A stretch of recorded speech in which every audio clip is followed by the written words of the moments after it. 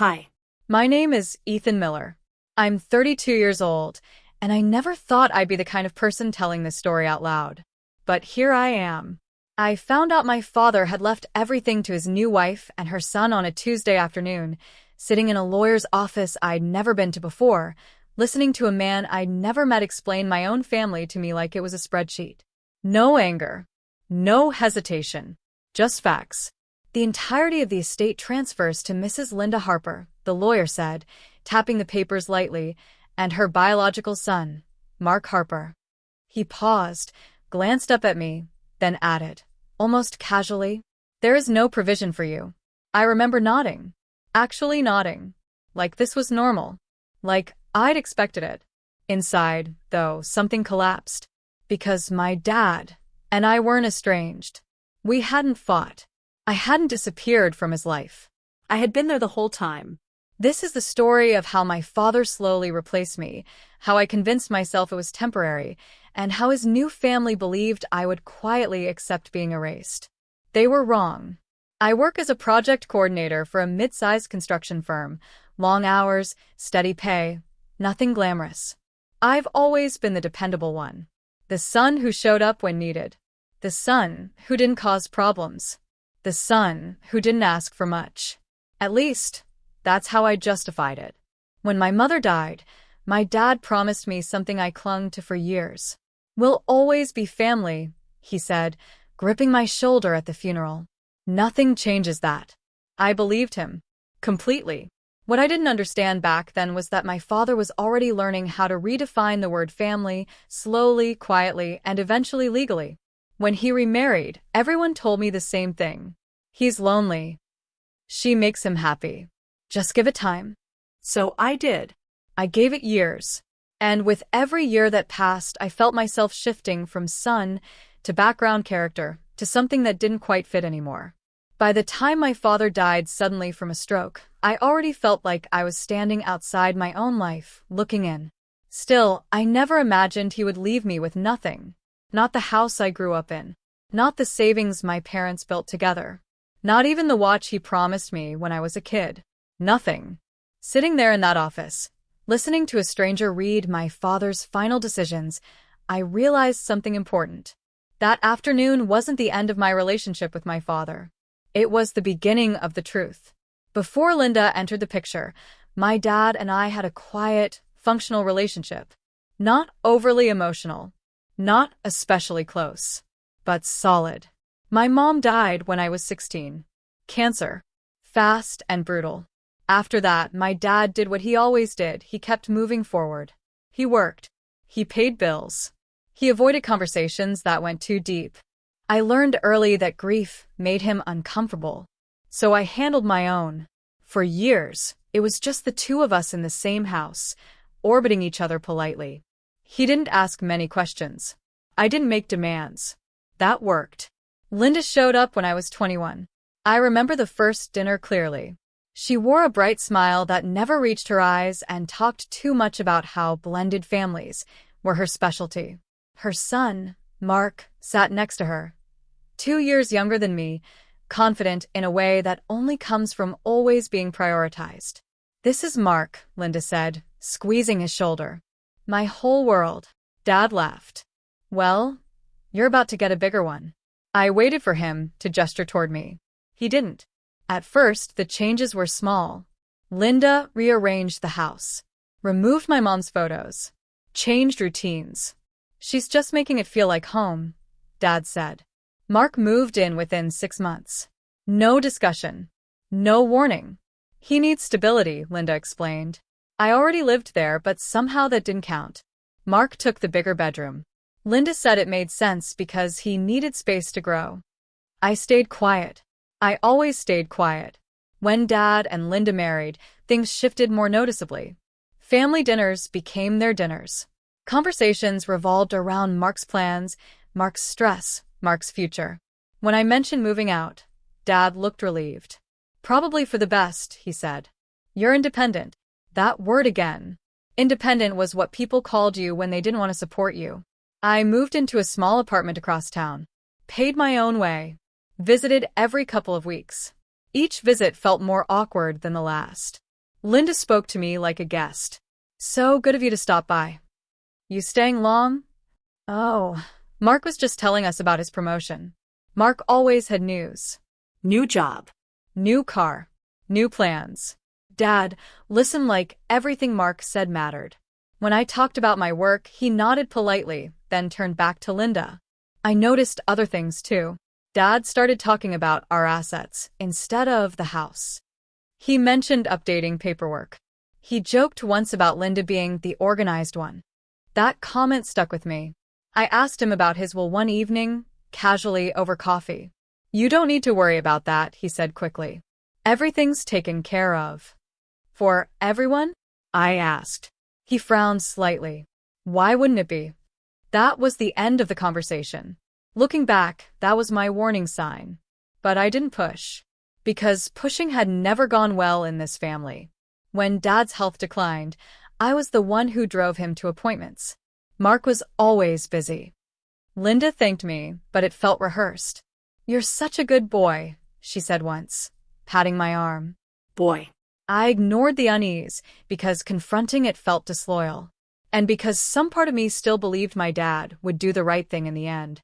I didn't know that the paperwork had already been signed. I didn't know that family had already been redefined, without me in it. After my dad's funeral, everything moved fast. Too fast. People always say grief freezes time, but for me, it did the opposite. Days blurred together, and decisions were made without me even realizing they were happening. Linda took charge immediately. She organized the service. She chose the music. She stood beside the casket like she'd been there all along.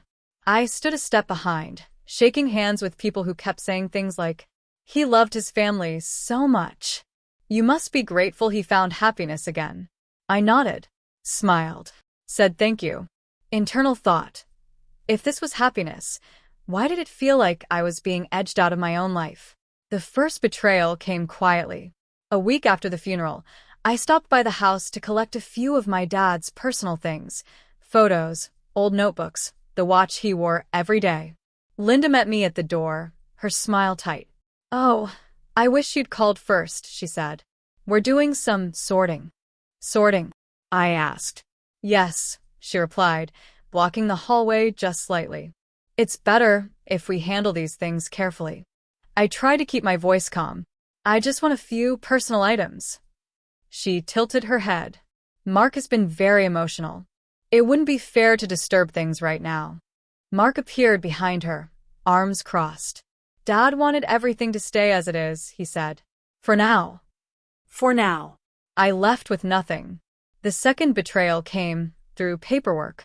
The lawyer's office called me 2 weeks later, asking me to come in to finalize matters. That was when I first heard the phrase, "no provision for you." I asked to see the will. The lawyer hesitated. Mrs. Harper requested discretion. Requested. Like this was a preference, not my father's legacy. When I confronted Linda later, she acted shocked. "I don't understand why you're upset," she said, folding her hands neatly. "Your father made his choices." "Did he?" I asked. "Because he told me something very different." She sighed. "Ethan, you're grieving. People say things they don't mean." That sentence stayed with me. The third betrayal came from Mark. He called me one evening, voice unusually friendly.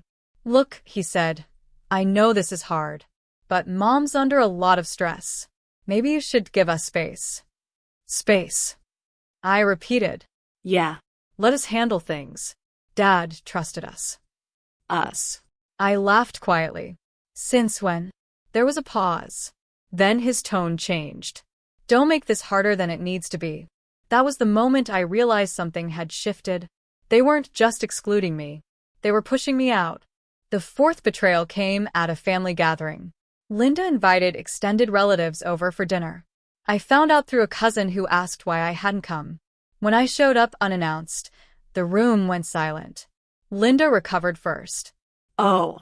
"Ethan," she said brightly, "we didn't think you'd want to come. You've been so distant." Distant. I stood there, looking around at faces I'd grown up with, all of them watching me like I was the problem. Later, I overheard Linda speaking quietly to an aunt. He's struggling, she said softly. I worry about him. I felt my chest tighten. Internal thought. She was rewriting me in real time. The final straw in this series of betrayals came when I asked one simple question. Did Dad ever mention me in the will? I asked Linda directly. She didn't hesitate. No. The speed of her answer scared me. He was very clear, she continued. He wanted Mark to be taken care of. I waited for her to add something else. She didn't. That's when I understood. They weren't hiding anything anymore. They didn't think they had to. The breaking point didn't come with shouting. It came with an envelope. It arrived in my mailbox on a rainy Thursday morning, thin and official-looking. Inside was a formal notice asking me to vacate the house, my childhood home, within 30 days. Linda's name was on the letter. I stared at it for a long time. Internal thought. They weren't just erasing me. They were evicting my past. I drove to the house immediately. Linda opened the door, unsurprised. Oh, she said. You got the notice. You didn't think to talk to me first? I asked. She crossed her arms. This is what your father would have wanted. That lie landed differently. No, I said quietly. It's what you want. Her smile vanished. You have no right to accuse me, she snapped. After everything I've done for this family. Which family? I asked. Mark appeared again, standing behind her like a shield. You're acting entitled, he said. You're not his only child. I looked at him, really looked at him. Internal thought. He had never once asked how I was doing. I never said I was, I replied. I just didn't think I was nothing. Silence. Linda spoke first. If you make this difficult, she said coldly, we'll involve lawyers. That was it. That was the moment something inside me settled. Not anger. Not rage. Clarity. I realized I'd been trying to earn something that should never have been conditional. I left without another word. That night, I sat alone in my apartment, the rain tapping against the windows, the eviction notice on the table in front of me. I replayed every conversation, every dismissal, every be patient. And then I remembered something my dad had said years ago, casually during a conversation about finances. If anything ever happens to me, he'd said, make sure you talk to Mr. Callahan. He knows everything. Mr. Callahan, his old accountant. Internal thought. They didn't know what I knew. And they didn't know what I was about to find out. That's when I stopped reacting and started planning.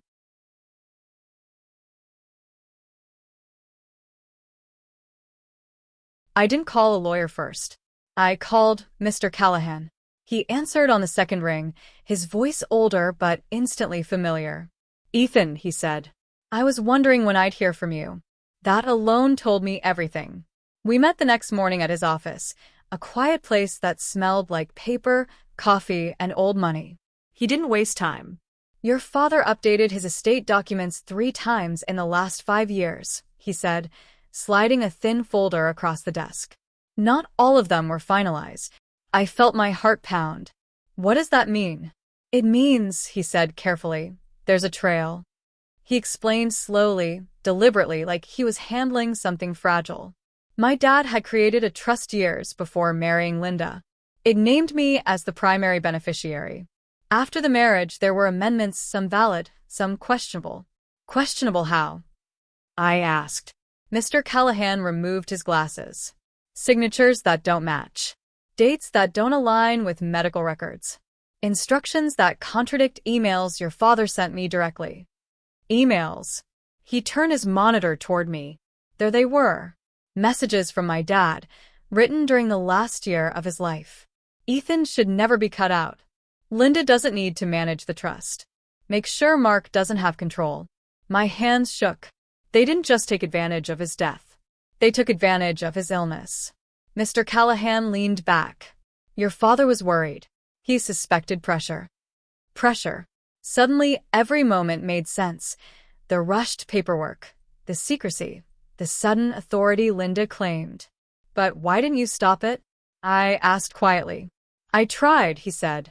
But legally, I needed you. That was the moment I stopped feeling powerless. The next discovery came from somewhere unexpected. A neighbor from my childhood street reached out to me on social media. "Hey," she wrote. "I wasn't sure if you knew, but Linda had contractors come through the house weeks before your dad passed. She said they were preparing for changes." Weeks before. I asked Mr. Callahan to dig deeper. What he found was worse. Linda had transferred assets into joint accounts shortly before my dad's hospitalization. She'd listed Mark as a secondary holder. None of it had been disclosed properly. "It's aggressive," Mr. Callahan said. "And sloppy." I exhaled slowly. She thought I was too quiet to notice. That's when the strategy became clear. I wasn't going to confront them yet. I was going to let them keep talking. Over the next few weeks, I played the role they expected. I apologized. I backed off. I told Mark I needed time to process. Linda softened instantly. "You see," she said one afternoon when I stopped by, "I knew you'd come around." I smiled politely. Meanwhile, I documented everything. Texts, emails, voicemails, every contradiction, every lie.